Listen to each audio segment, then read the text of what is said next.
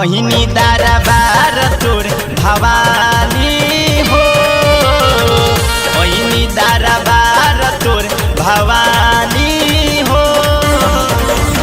तोहरे दया पजिया रानी हो ए माई, तोहरे दया पजिया रानी हो। तू ही हरेलू परस्तानी हो, तू ही हरेलू परस्तानी हो।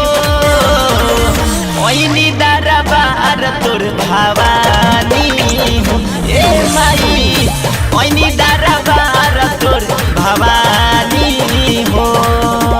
बोली बोली तेरा वाली मैया की।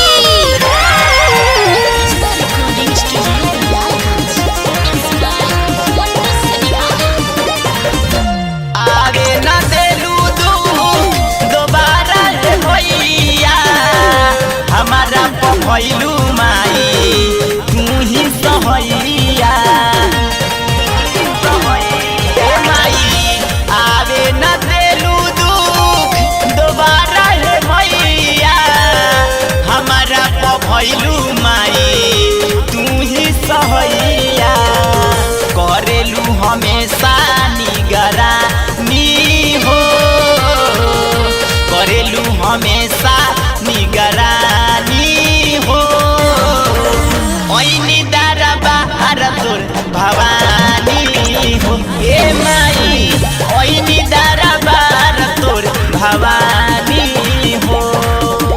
बोली बोली तेरी मैया की।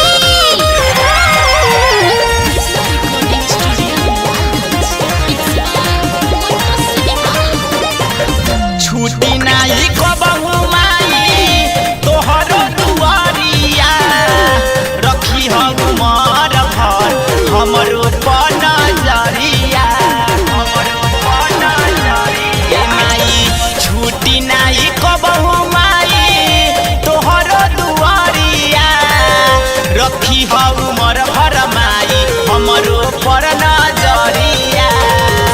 पंकज मनीष कहतानी हो, अमरेश चंदन कहतानी हो।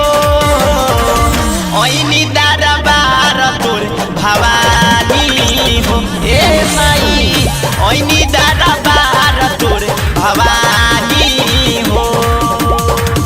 ओहिनी दरबार तोर भवानी हो, ओहिनी दरबार तोर भवानी हो।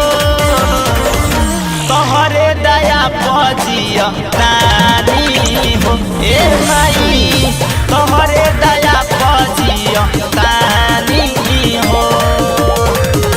तू ही हरेलू परस्तानी